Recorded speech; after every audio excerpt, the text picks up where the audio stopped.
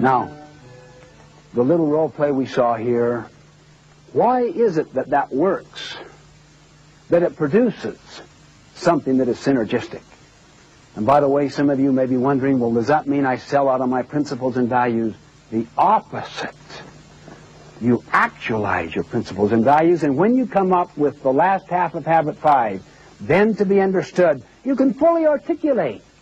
But when you go into Habit 6, synergy, the dynamic interaction of those people start to create solutions that are so opposite sometimes than the original intention of one for the other.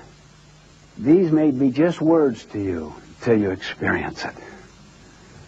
You could hear this and still tonight get embroiled with your spouse in a fight or with your kids. You could leave this very assembly and have some negative interaction with someone and immediately seek first to be understood. The most dreaded thing to happen in a marriage or in a family is to destroy the ability to communicate synergistically and to solve problems. You see the world not as it is, but as you are. Most of us tend to think we see objectively. Unaware, we're looking through our lens of experience, of conditioning, of scripting. We call that a paradigm, a pair of glasses, the frame of reference out of which you operate, the implicit assumptions you operate on. Now, the key to objectivity is to accept subjectivity, is to be aware. I do not see the world as it is. I see the world as I am. Therefore, if there is a difference, what? Someone else sees it differently based upon their experiences. I need their experience. Otherwise, I will suffer forever from an insufficiency of data. So this concept of valuing differences is just not a good idea. It's not just something that brings unity. It's something that creates, through a cooperative communication process, whole new options, new alternatives. And this idea of humility, of accepting your subjective involvement, is not just some nice principle. It is a reality that people see things differently. And you need access to that. And through the interaction, the spirit of win-win, Habit 4, the spirit of seeking first to understand, then to be understood, Habit 5.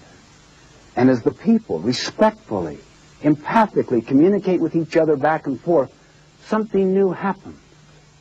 I mean, I maintain you can take any issue you want and create a third alternative.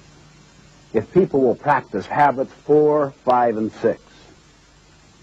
I am genuinely excited by this experience we just had, because I see in the power of 4, 5, and 6 the capability of solving any human problem.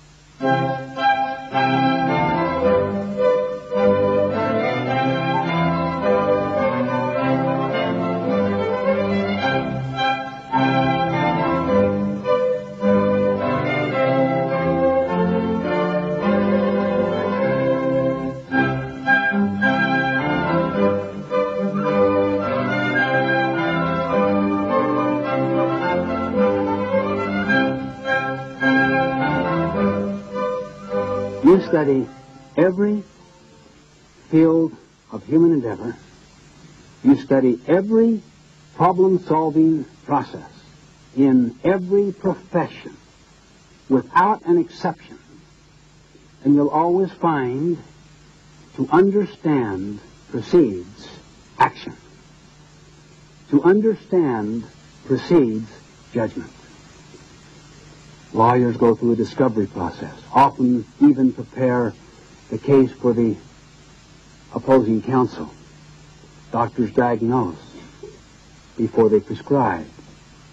Teachers pre-assess before they teach. What does the amateur salesperson do? Sells products. What does the professional salesperson do? Sells solutions. It's habit 5. Seek first to understand, then to be understood. The tendency in almost all people initially is to want to be understood, or if they do seek to understand, they seek with the intent to reply, with the intent to in some way influence, to some way bring the person about, to accomplish their own end, not with the intent to understand. Now, what's your first name? Hal. Hal? Why does Hal wear those glasses? Okay, but what did the optometrist do before he prescribed? He diagnosed. The optometrist tried to understand. The optometrist was first influenced before attempting to influence. And that helped in the diagnosis and the prescription. And that is why Hal